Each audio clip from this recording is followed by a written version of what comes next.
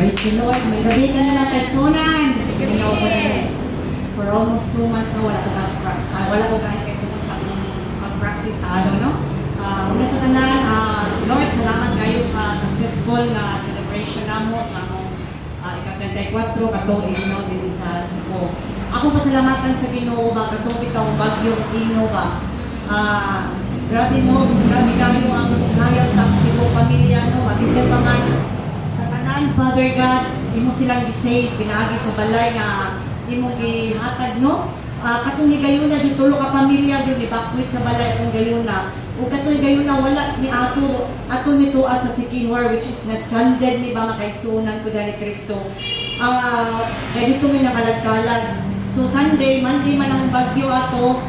Sunday pa lang gikontak na nako sila daan kay mo nga murag kada bagyo na lang gyud na ako gyud mo kontak gyud na nilang pabalhinon sa balay. Ngano mo sa kada bagyo wala mo sad ko sa balay no. Kapag sa bagyo sang Yolanda, Yolanda katong gisumdan. Ulat. Wala sad ko niya. Nasad ko to sa laing nasud niya. Kanang ako si mo kontak nila ba kay murag dili sila kanimo prosigido ba para nila kana wala rani anak pero para na ako murag naajoy ka nang mo ko anak ko ba nga balhin mo dito ba. So katong nga time nangasaba na ko nila mura ko correct mo ka mangurang mga saba no mama maigsoon kasabuan pero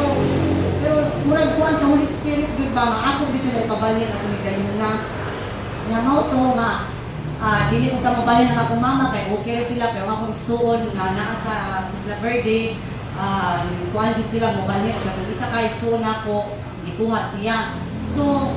last minute na gid ang akong mama ya ako nakuyawan ko na akong mama kay nervyos na kaya ni bisag kuan lang gamay lang baha sa ila kay tuhod ra makuyawan na sa pud atong taga likod na to niya ya dili gaynon basta-basta ma-rescue mga kaigsunan ko di ano na sige na ko puntak nila kung nalabas sila sa balay na makita mo sa camera na sila so mo to mga kaigsunan ko mga alas 4 kuno din sa kadlaw ang tubig ni dako na dai kuno no praise the Lord hallelujah wa jud ko nagbasol sa akong desisyon nga ako gid sila gikontak ipabalhin sa balay kay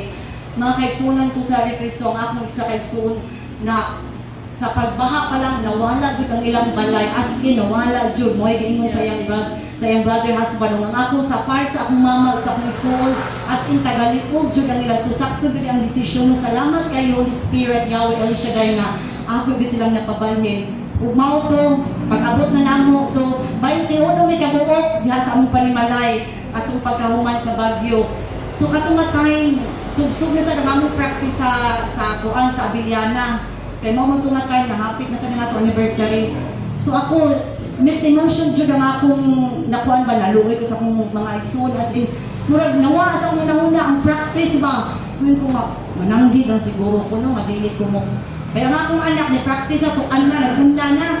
siya di ka mo practice ito ang akong nauna ba duha ang akong suspect kanang willing siya pero akong kuan ba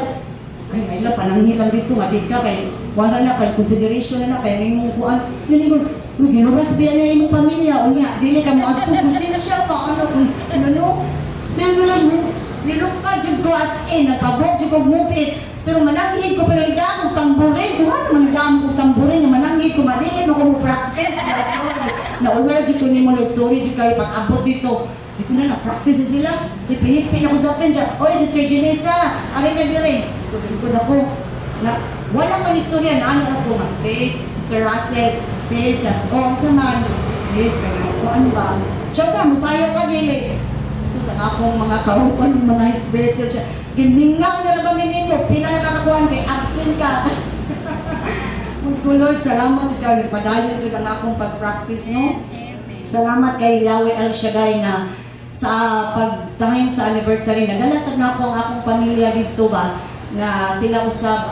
na-encourage na po sila nga naagid ka muna yung Ginoo nga every time sa anniversary no pangandaman jud nila salamat kay Yahweh El Shaddai o kanang mo gigimaya amen amen praise the Lord